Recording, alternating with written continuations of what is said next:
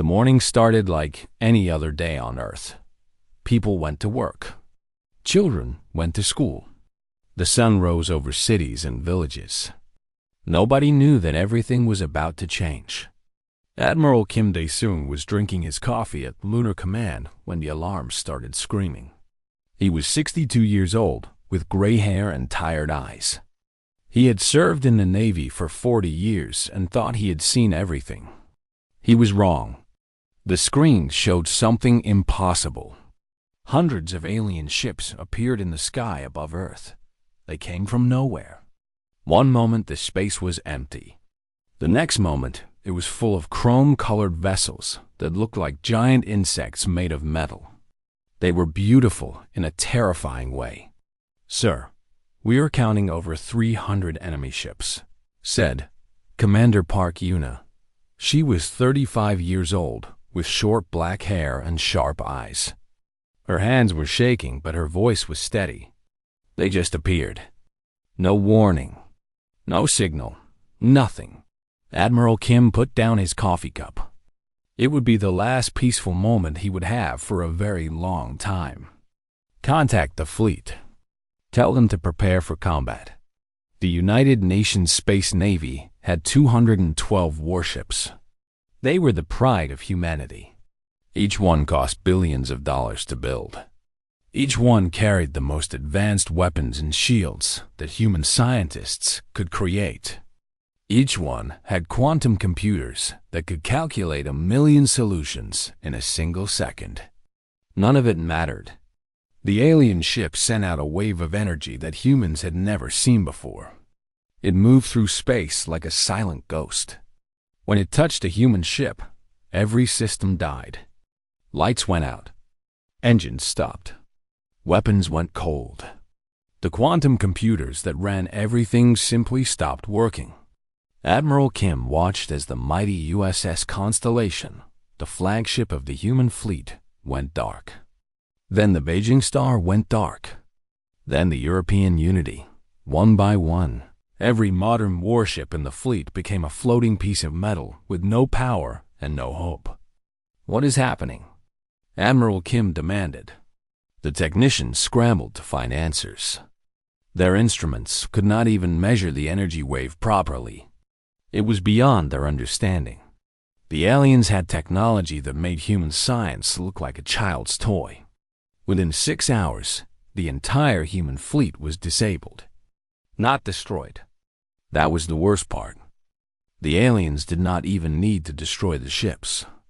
They simply turned them off like someone switching off a lamp. Then the message came. Every screen on Earth and in space showed the same image. An alien figure stood in a room of crystal and light. It was tall, maybe 8 feet, and wore armor that seemed to be made of living glass.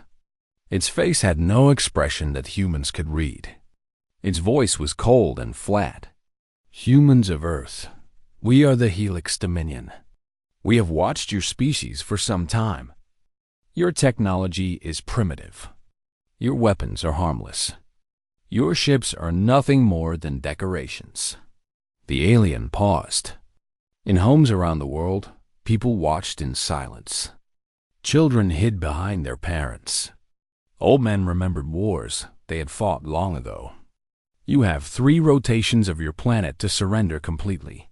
You will become a client species of the Dominion. You will serve us. Your resources will become our resources. Your people will work for our benefit. This is not a negotiation. This is your only future." The transmission ended. In Houston, Texas, at the Johnson Space Center, an old security guard named Thomas sat in his booth and watched the message like everyone else. He was 70 years old. He had been a soldier once, long ago, before he became a security guard at the museum. Thomas looked out his window at the museum district. Old spacecraft sat on pedestals and in hangars. They were relics from humanity's past. Ships that had fought in the Belt Wars of 2089. Ships that had defended Earth during the Resource Wars of 2074. Ships that had been retired decades ago because they were too old. Too slow, too primitive for modern warfare. Thomas noticed something strange. During the alien attack, the energy wave had passed through the museum district. He had seen the lights flicker in the modern buildings nearby. He had heard that the new hospital had lost power for 3 minutes. But the museum? Everything in the museum was fine. Thomas was not a scientist. He was just an old soldier who watched over old ships. But he understood something important. The aliens had attacked everything new, everything modern, everything advanced. They had completely ignored the old stuff. He picked up his phone and made a call to someone he had not spoken to in many years. A friend from his military days who now worked at the Pentagon. Meanwhile, Admiral Kim was receiving reports from around the world. The news was bad everywhere. Every military base that used modern technology was crippled. Every defense system was offline. Every communication satellite was dead. Commander Park approached him with a tablet that was barely working. "Sir, we are getting strange reports from several locations. Some old facilities seem to be unaffected. Museums, historical sites, anything using pre-quantum technology." Admiral Kim frowned. "What do you mean unaffected?" "I mean, their systems are still working. Old fission reactors are still running. Old radio transmitters are still broadcasting. Anything that does not use quantum computing or neural networks seems to be fine." The Admiral was quiet for a long moment. His mind was working through the problem. The aliens had a weapon that could disable any modern technology. But they had not bothered with old technology. Why would they? Old technology was useless. Old ships could not fight modern battles. Or could they? "Get me a list," Admiral Kim said slowly. "Every museum ship, every decommissioned vessel, every piece of military hardware that is old enough to still have manual controls and analog systems." Commander Park stared at him. "Sir, those ships have not flown in decades. Some of them are 100 years old." "I know exactly how old they are," the Admiral replied. His eyes had a strange light in them now. "I also know that right now they might be the only weapons we have left." Across the world, the clock was ticking. Humanity had 3 days to surrender, 3 days to accept slavery, 3 days to give up everything they had ever built, or 3 days to find another way. In Houston, Thomas the security guard was still on the phone, talking quickly about the old ships he guarded. In Washington, generals were pulling up files they had not looked at in decades. In museums around the planet, retired veterans were receiving phone calls asking them one simple question: "Do you remember how to fly the old ships?" The aliens watched from orbit, confident in their victory. They had done this to 100 species before. The pattern was always the same: disable their technology, break their spirit, make them serve. They did not know that humanity was different. They did not know that humans kept their old weapons. They did not know that the museum ships were about to wake up. The meeting happened in a place that smelled like old metal and history. The Smithsonian Air and Space Museum had a secret underground section where the largest ships were stored. It was cold down there. The lights were yellow and dim. Above their heads hung the belly of a warship that had last fired its guns 60 years ago. Admiral Kim Dae-sung had flown down from the moon on one of the few shuttles that still worked. His uniform was wrinkled. He had not slept in 30 hours. But his eyes were sharp, and his mind was clear. Around him stood an unusual group. There were retired officers with white hair and old scars. There were engineers who had built ships that now sat in museums. There were historians who knew every battle these vessels had ever fought. And there were young soldiers who looked confused and scared. Dr. Lee Soo-jin was the chief curator of the museum. She was 63 years old and had spent her whole life taking care of these old ships. She loved them like children. The idea of sending them into battle made her feel sick. "You cannot be serious," she said. Her voice echoed in the huge underground space. "These ships are museum pieces. They belong in history books, not in a war." "History is about to repeat itself," Admiral Kim replied calmly, "unless we find a way to fight back." A man named Daniel stepped forward. He was a propulsion specialist who had been forced to retire 5 years ago after an accident in an engine room. His hands were covered in old burn scars. He walked with a limp. But when he spoke about engines, his voice was strong. "The Admiral is right.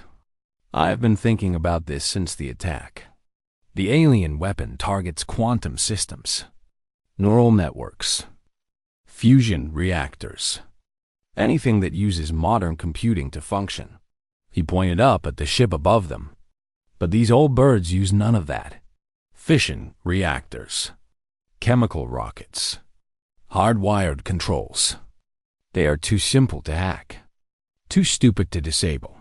Commander Park Yuna pulled out a tablet and started reading. "I have made a list of every museum ship that might still be able to fly. The USS Missouri 7, commissioned in 2067. She has railguns and kinetic missiles. The Indomitable, built in 2081, the last nuclear pulse cruiser ever made. The Hammer of Sol from 2074, built during the Resource Wars." She looked up at the group. "There are 17 ships total, scattered across 12 museums on 4 continents." A young soldier raised his hand. His name was William, and he was only 22 years old. He had joined the Navy 6 months ago and had never seen real combat. "But can these ships actually fly?" "They have been sitting in museums for decades." There was a long silence. Then an old woman pushed through the crowd. She walked with a cane, and her hair was completely white. Her name was Ominji, and she was 81 years old. She had been the last commanding officer of the Hammer of Sol before they put it in the museum. "I maintained that ship myself for 10 years after they retired her," Engineer O said. Her voice was rough but steady. "Every system, every engine, every weapon. I made sure everything still worked." She looked around at the other old veterans in the room. Many of them nodded. "We all did. We never believed the wars were truly over. We just hoped we were wrong." Admiral Kim felt something warm spread through his chest. Hope. He had almost forgotten what it felt like. "Then we have a chance." The next 72 hours were the busiest in human history. In San Diego, the California's Pride was rolled out of her display hangar for the first time in 40 years. Her engines coughed and sputtered like an old man waking from a long sleep. Black smoke poured out. Strange sounds came from deep inside her hull. But then the engines caught. They roared to life. And the old ship shook as if she remembered what she was built to do. In London, the HMS Relentless was pulled from her position on the Thames River. Cranes lifted her onto a transport vehicle. Crowds gathered to watch, not understanding what was happening. Some people cried. Some people cheered. Most people just stared in confusion. In Tokyo, the Yamato's legacy powered up her nuclear reactors for the first time in 50 years. The radiation readings spiked and then settled. The old systems came online one by one. The ship hummed with a sound that her builders would have recognized. Volunteers came from everywhere. Old veterans who had served on these ships decades ago arrived at airports and train stations. They were gray and slow, and their bodies were weak. But they remembered. They remembered how to read the old gauges. They remembered how to calculate firing solutions by hand. They remembered how to fight without computers. Young soldiers were assigned to learn from them. Private William found himself on the Hammer of Sol, standing in a weapons room that looked like something from an old movie. There were no holographic displays, no neural interfaces, just metal switches and glass screens and mechanical buttons. "This is crazy," William whispered, looking at the manual targeting system. "How am I supposed to hit anything with this?" Engineer. Oh, peered beside him. Her cane clicked against the metal floor. Her eyes were bright and fierce. Crazy is giving up without a fight, she said. Now pay attention, young man. I am going to teach you how to kill a starship using technology that the enemy thinks belongs in a garbage dump. She spent the next 6 hours teaching William and 3 other young soldiers how to operate the weapons. She never sat down. She never took a break. She explained everything 3 times, 4 times, 5 times, until they understood. Admiral Kim watched the preparations from the bridge of the Hammer of Soul. The ship smelled like oil and old metal. The controls were physical. The seats were uncomfortable. Nothing was smooth or elegant or modern. It was perfect. Commander Park joined him on the bridge. 17 ships are being prepared. We estimate 12 to 14 will be ready to launch in time. The rest need more repairs. Crew status? Mixed. We have about 40% veterans who actually served on these ships. The rest are young volunteers learning as fast as they can. Average crew age is 57. Admiral Kim almost smiled.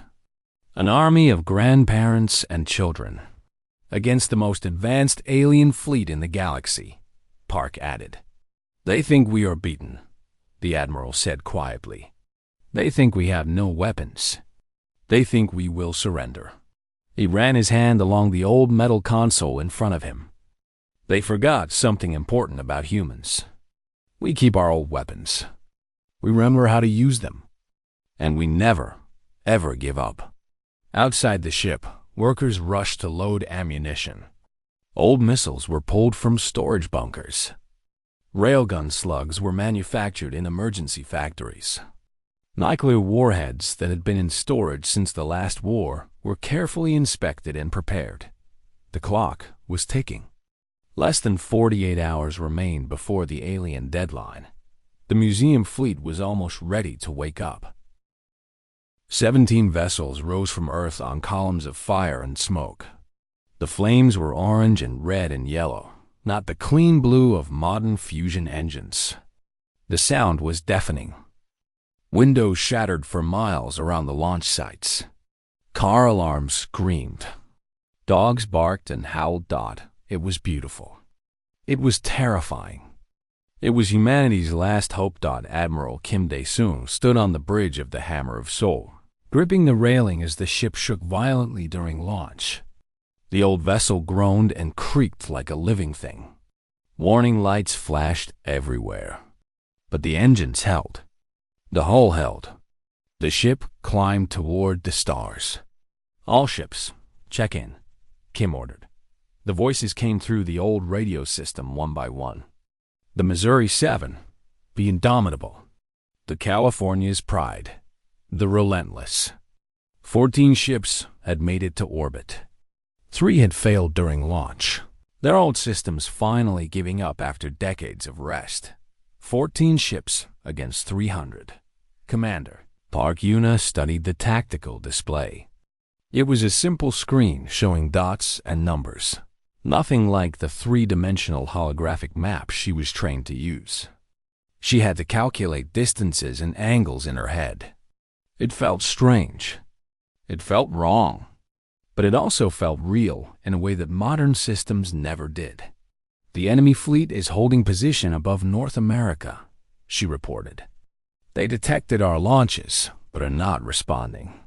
Their sensors probably cannot understand what we are. Explain, Admiral Kim said. Our thermal signatures look wrong to them. They expect fusion drives. We are using chemical rockets and fission engines. Their computers probably think we are some kind of civilian transports or scientific vessels. Engineer Oh Minji's voice came through from the engine room. She sounded tired but happy. These old engines are running better than I expected. We have full power available. Just tell me where you want to go, Admiral. Straight at them, Kim replied. All ships form up. We attack as one. The fleet of ghosts move through the void of space. They were slow compared to modern ships. They could not jump or teleport or warp.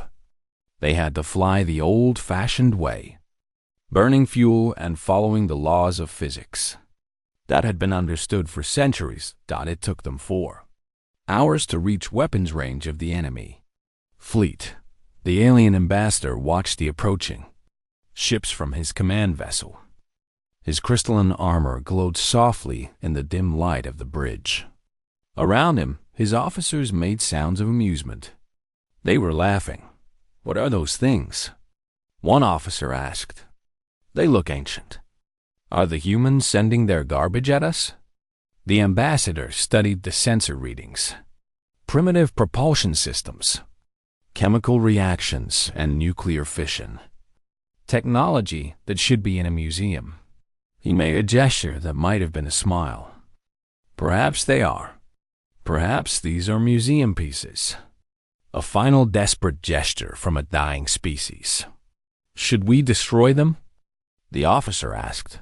"Why waste the energy? They are no threat. Let them come closer. Let them see how helpless they are. It will make their surrender more complete." The Dominion fleet did not raise shields. They did not power weapons. They simply waited, confident in their superiority. They had made this mistake before with other species. Lesser civilizations always tried something desperate at the end. They would send their last ships, their bravest warriors, in a final pointless charge. The Dominion would let them fail. Then the conquered species would understand true hopelessness.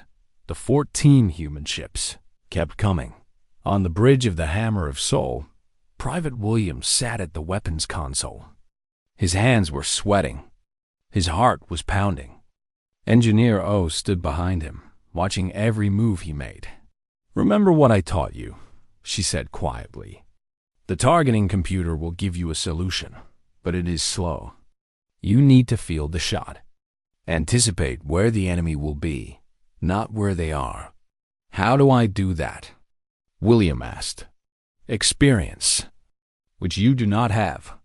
The old woman put her hand on his shoulder. "So just do exactly what I tell you, and do not miss." Admiral Kim watched the enemy fleet grow larger on the forward screen. 300 chrome vessels, each one sleek and perfect and deadly. They hung in space like predators waiting for prey. None of them showed any sign of concern about the approaching museum ships. "They are not even raising shields," Commander Park said. "They think we are harmless." "Good," the Admiral replied. "All ships, prepare to fire on my command. Target the largest vessels first. No warning shots. No mercy." The radio crackled with confirmations from the other ships. Old men and women at old consoles, ready to fight with old weapons. Young soldiers beside them, learning the deadly skills of their grandparents. The range closed. 20,000 kilometers. 15,000. 10,000. "Admiral, we are in range of the main railgun," William reported, his voice shaking. Kim took a deep breath. This was the moment. Everything had led to this. If the old weapons failed, humanity was finished. If they worked, there was a chance. "Fire," he said. The Hammer of Soul shook as the main railgun discharged. The weapon used magnetic fields to accelerate a tungsten slug to 3% of the speed of light. There was no guidance system, no computer control, just pure physics and mechanical precision. The slug crossed the distance to the enemy flagship in less than a second. It hit without warning. The Dominion ship had no shields raised. Its armor was designed to stop energy weapons, not solid metal moving at impossible speeds. The tungsten rod punched through the hull like a needle through paper. It continued through the ship, destroying everything in its path. Then it hit the antimatter storage tanks. The flagship exploded. The blast was brighter than the sun. The expanding ball of fire consumed 3 nearby escort ships before they could react. Debris flew in all directions. In an instant, 4 Dominion vessels were gone. For a long moment, nothing moved. The alien fleet was frozen in shock. Their systems could not process what had happened. They had detected no energy weapons, no targeting locks, no threat signatures. Just a piece of metal that had appeared from nowhere and destroyed their flagship. Then the rest of the museum fleet opened fire. The Missouri 7 launched a spread of missiles. The Indomitable fired her nuclear pulse cannon. The Relentless released a barrage of kinetic rounds. All around the Dominion fleet, explosions bloomed like deadly flowers. The crystalline ambassador was thrown against the wall of his bridge as his ship shook from a nearby blast. Alarms screamed. Officers ran in all directions. For the first time in his long career of conquest, he felt something he did not recognize. Fear. Raise shields. He screamed. All ships, raise shields. Return fire. But the Dominion ships had never trained to fight this kind of enemy. Their shields were designed to block energy beams, not solid projectiles. Their weapons could not lock onto targets that had no electronic signatures. Their computers could not calculate solutions for enemies that did not use computers. The battle had begun, and humanity was winning. The Dominion fleet, which had never faced this kind of attack, scrambled to respond. Their ships moved in confused patterns. Their weapons fired wildly into space. Their shields flickered on and off as their computers tried to understand what was hitting them. Admiral Kim stood on the bridge of the Hammer of Sol, watching the destruction with grim satisfaction. Target the next cluster. Keep firing. The old ship's railgun spoke again. Another tungsten slug raced across the void. Another enemy vessel died in fire and light. Private William worked the targeting console with desperate focus. His fingers flew across the mechanical switches. Sweat ran down his face. Engineer O stood behind him, calling out corrections. 2 degrees left. Wait for the rotation. Now fire. William slammed his hand on the firing button. The ship shuddered. On the screen, another Dominion cruiser exploded. Good shot, boy, O said. There was pride in her old voice. Now find another target. All around the battlefield, the museum ships were doing impossible things. The Missouri 7 had positioned itself between 2 enemy destroyers and destroyed both with simultaneous missile launches. The Indomitable was carving through the Dominion formation. Her nuclear weapons, turning ship after ship into expanding clouds of debris. But the enemy was starting to adapt.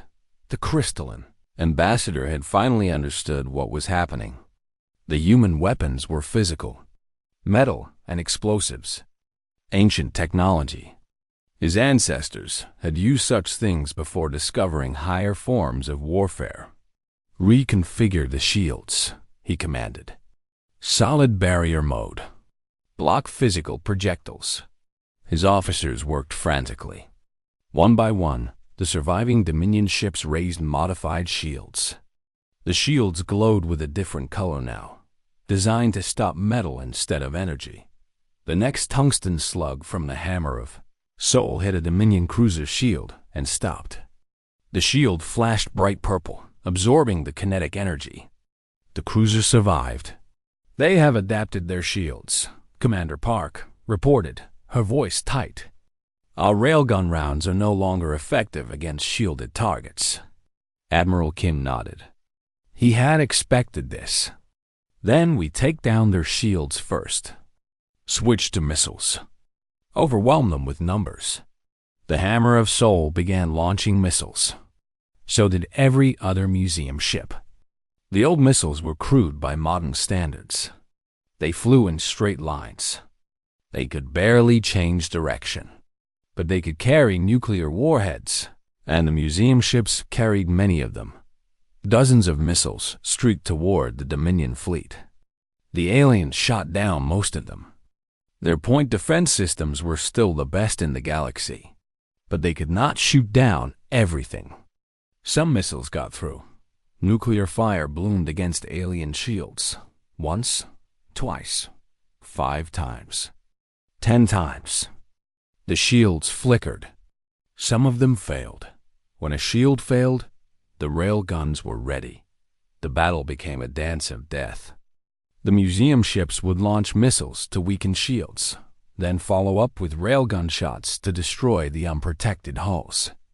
The Dominion ships would try to destroy the missiles, repair their shields, and return fire all at the same time. That it was not enough that the California's Pride was the first museum ship to die. She had pushed too deep into the enemy formation, destroying 7 Dominion vessels before a concentrated barrage finally cracked her hull. Captain Anderson, her 70-year-old commander, managed to aim his dying ship at the nearest enemy cruiser. "For Earth," he said over the radio. Then the California's Pride rammed the cruiser at full speed. Both ships disappeared in a ball of fire that took out 2 more Dominion escorts. Engineer O heard the news in the engine room. She closed her eyes for a moment. She had known Anderson. They had served together during the Resource Wars. He had been young then, full of fire and courage. He had died the same way. "Push the engines harder," she ordered her crew. "We are not dying today." The Relentless was the next to fall. Then the Yamato's Legacy. Then the Ontario's Shield. Each ship sold its death at the highest possible price. Each crew fought until their last breath. On the bridge of the Hammer of Soul, Admiral Kim watched his fleet shrinking. 14 ships had started the battle. Now there were 9. Now 7. The Dominion fleet was also dying, but they had so many more ships to lose. "Admiral," Commander Park said quietly, "we have destroyed over 40 enemy vessels, but we cannot keep this up. We are running out of ships." Kim looked at the tactical display. The numbers were bad, very bad. But the Dominion fleet was also hurting. Their formation was broken. Their flagship was gone. Their confidence was shattered. "One more push," he decided. "All remaining ships form up on me. We attack the command vessels. Cut off the head, and the body dies." The 7 surviving museum ships gathered together. The Hammer of Soul at the center. The Missouri 7 on her left. The Indomitable on her right. Behind them, 4 more battered vessels, their hulls scarred by enemy fire. They charged. The crystalline ambassador saw them coming. His fleet had lost almost 50 ships now. His officers were in panic. His computers were giving him error messages instead of battle plans. "Concentrate all fire on the lead vessel," they ordered. "Destroy it now." 100 Dominion ships turned their weapons on the Hammer of Soul. Energy beams cut across space. The old ship's armor began to melt. Sections of the hull vaporized. Crew members died at their stations, but the hammer kept coming. Engineer O was screaming orders in the engine room. Fires burned all around her. Pipes burst and sprayed steam. 3 of her crew were dead. She ignored all of it. More power to the forward guns. The Admiral needs more power. On the bridge, Private William fired the railgun again and again. His hands were bleeding from the rough controls. His eyes burned from the smoke. But he kept firing. Admiral Kim watched the enemy command vessels grow larger on the screen.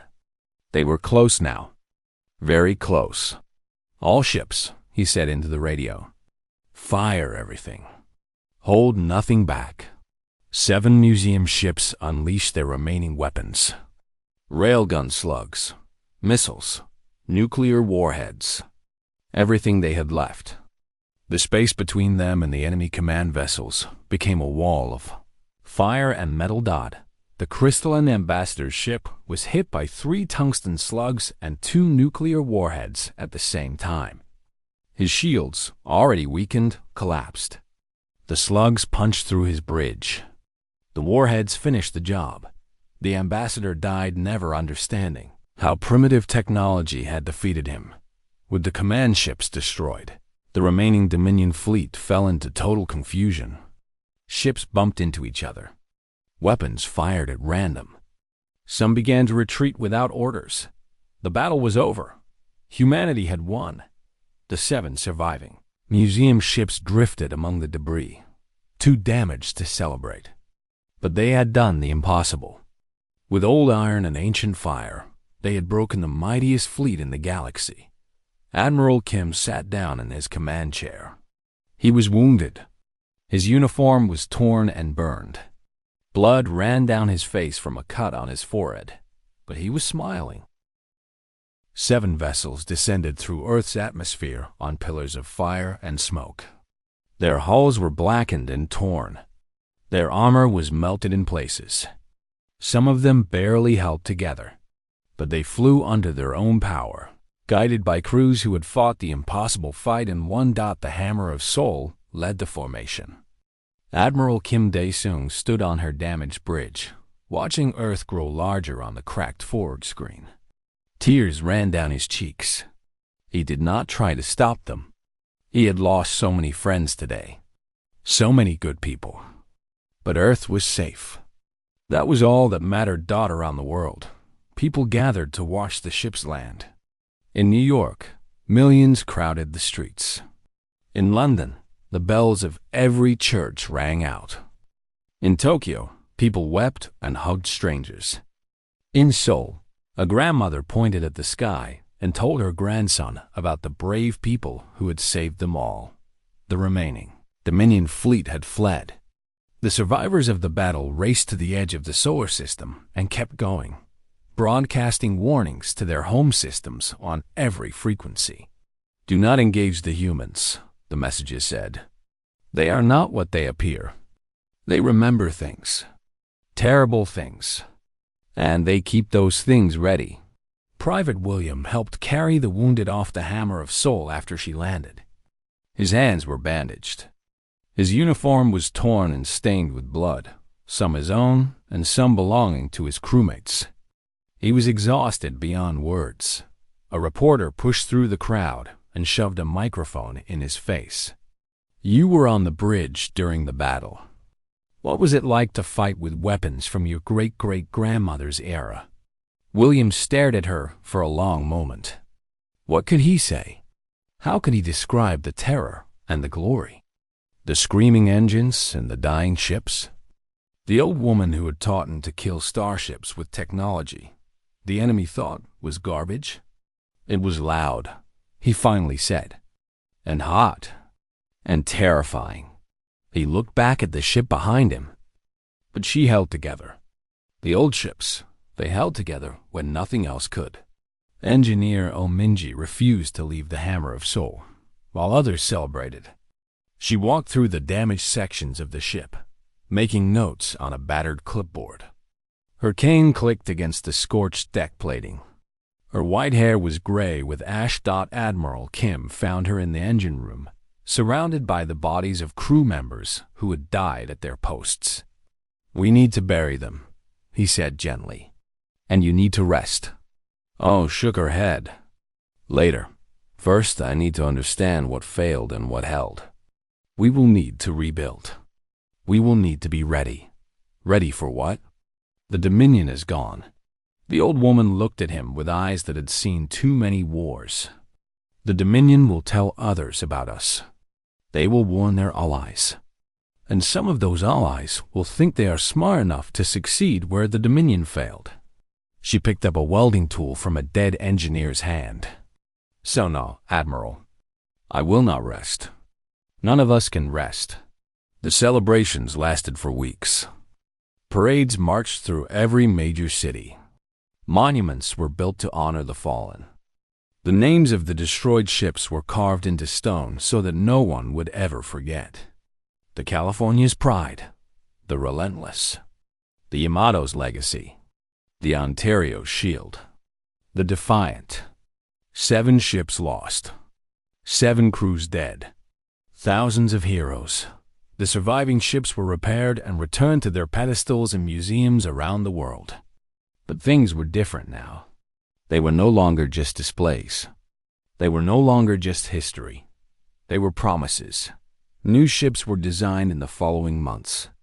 Engineers from around the world worked together to create vessels that combined the best of both worlds. Quantum computers with analog backups. Fusion engines with fission emergency systems. Energy weapons and railguns on the same ship. Neural interfaces and manual controls side by side. Never again would humanity put all their eggs in one basket. Never again would they trust only in the newest technology. The lesson of the museum ships had been learned in blood and fire. Thomas, the old security guard who had first noticed that the museum ships were undamaged, received a medal from the President of the United States. He stood on a stage in Washington, wearing a borrowed suit that did not fit quite right, and accepted the honor with quiet dignity. "I just made a phone call," he said in his acceptance speech. The real heroes are the people who flew those ships, the ones who remembered how to fight the old way. In San Diego, they built a new museum for the California's pride.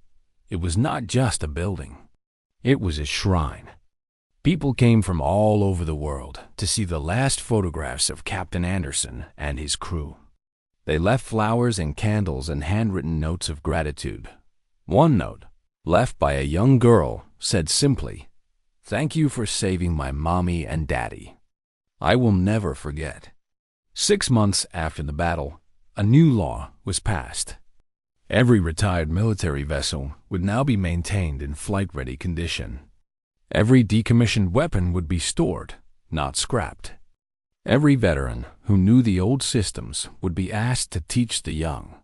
Humanity had learned its lesson. The past was not dead. The past was not useless. The past was a weapon, waiting to be used when the future failed. Engineer O finally allowed herself to rest 2 years after the battle. She died peacefully in her sleep at the age of 83, surrounded by the young engineers she had trained. Her last words, according to the nurse who was with her, were, "Check the number 3 reactor. I think it is running hot." They buried her with full military honors. The Hammer of Soul fired a salute from her newly repaired railguns, the sound echoing across the city of Seoul. Admiral Kim gave the eulogy at her funeral. "She saved us all," he said, his voice rough with emotion. "Not just in the battle, but in all the years before. She kept the old ships ready. She remembered when everyone else wanted to forget. And when the day came, she taught us how to fight again." In the years that followed, other alien species came to investigate the strange humans who had defeated the Dominion with ancient technology. Some came as threats and learned the same lesson the Dominion had learned. Some came as friends, curious about the people who kept their past alive. To all of them, humanity gave the same answer that we remember. We remember our history. We remember our wars. We remember our weapons and our heroes and our dead. We keep our old ships ready and our old knowledge preserved. We respect the past even as we build the future. And if you threaten us, we will show you why the old ways are still the best ways to fight. In museums around the world, the old ships sat in silent readiness. Their crews were gone. Their battles were over. But they were not finished. They never would be. Because humanity had learned the most important lesson of all. The things that make you strong are not always the things that make you modern. Sometimes the best weapon is the one your enemy has forgotten to fear. Sometimes the past is more powerful than the future. And sometimes old iron is harder than anything the stars can throw at you. The museum ships waited. And humanity remembered. They would always remember